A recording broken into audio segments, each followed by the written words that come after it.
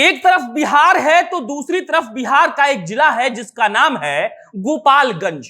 एक तरफ सारे लोग इस बात के लिए चिल्ला रहे हैं कि हमको नौकरी दे दीजिए और पटना की सड़कों पर लाठी खा रहे हैं, तो दूसरी तरफ हमारे यहाँ के लोग हैं जो कह रहे हैं कि राजपूत लोग ब्राह्मण लोग को इतना बर्बाद करेगा कि ब्राह्मण लोग सह नहीं पाएगा। और ब्राह्मण लोग इस बात का दंभ भर रहे हैं कि ऐसा मंत्र फूकेंगे कि आप बर्बाद हो जाइएगा।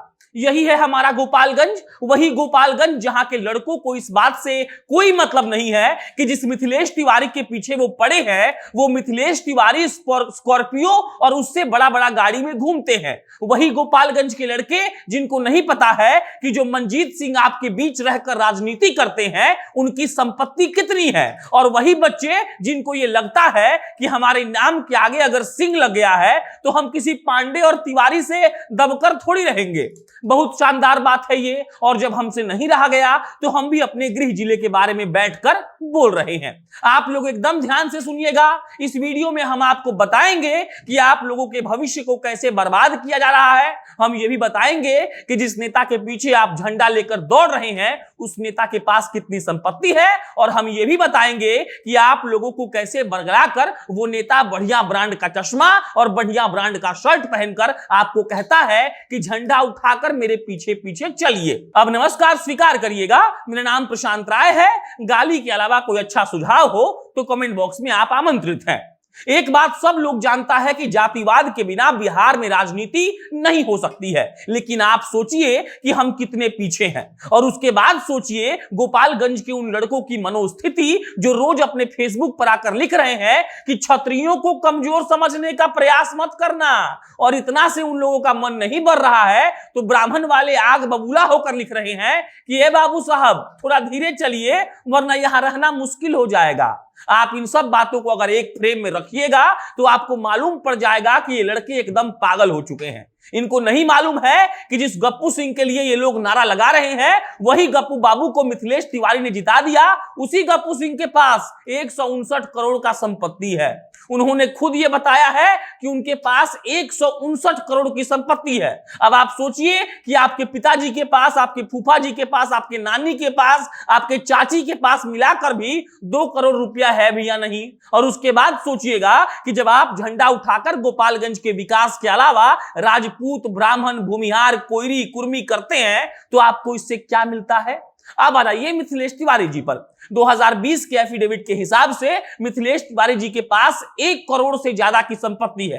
अब आप सोचिए कि नेता आपके बीच रहकर आप पर ही प्राथमिकी दर्ज करवा रहा है। जो नेता ये कह रहा है कि हम फलना समाज के नेता हैं वो नेता करोड़पति है, और उसके बाद आप अपने हार्डवेयर के दुकान का गल्ला खोलिएगा और सोचिएगा कि 1000 रुपया का लोहा आज आप बेच पाए हैं कि नहीं।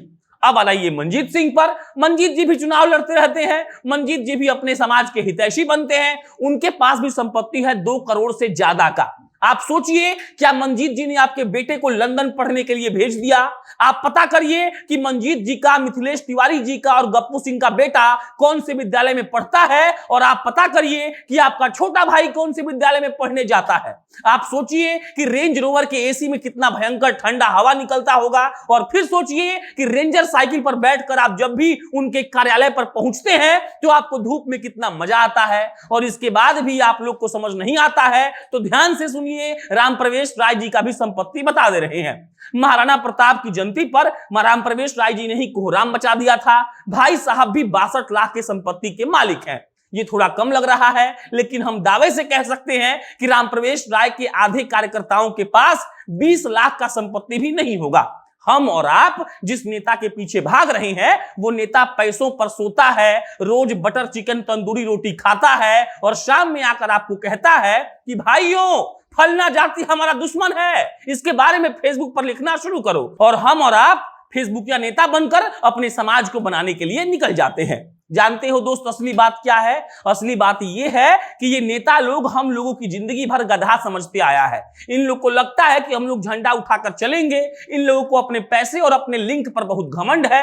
इस घमंड को तोड़ना है और बिहार को अगर आगे बढ़ाना है तो छोड़ दीजिए तिवारी और राय का झंझट, आगे बढ़िए और इस बात पर मंथन करिए कि क्या करके हम लोग अपने गोपालगंज को आगे बढ़ा सकते हैं। आपके जिले से ऐसी ऐसी खबरें आती हैं कि मन खराब हो जाता है और हम और आप ऐसी चीजों में लगे हुए हैं जिसका कोई मतलब नहीं बनता है। अभी हम उन नेताओं का केस नहीं बताए हैं। कोई ऐसा नेता नहीं है जिस पर 10 गो केस नहीं हो। कल को वही नेता भाषण में कहता है कि दुश्मनी से लोग हम पर केस कर देता है। आप समझते नहीं है उनका खेल, और अंततः होता यह है कि वो लोग हमसे और आपसे खेलकर चले जाते हैं और अकूत संपत्ति बना लेते हैं। इन चीजों में कोई जात मैटर नहीं रखता है, याद रखिएगा। एक बात एकदम कान खोलकर सुन लीजिए कि जात आम आदमी का होता है, नेता का सिर्फ एक ही जात होता है और वो है उसका पैसा और उसका तरक्की। अगर हम उस नेता के पीछे झंडा लेकर 44 डिग्री सेल्सियस में दौड़ेंगे तो वो नेता आपको गुलाम समझ लेगा और आपके लिए कोई काम नहीं करेगा। घर के बाहर खड़े होकर नारा लगाना सीख लीजिए, तभी आपका गोपालगंज कुछ बेहतर कर पाएगा। बाकी हमको गाली देने से कुछ नहीं मिलेगा। अगर करना है तो अपने नेताओं को ठीक करिए। धन्यवाद।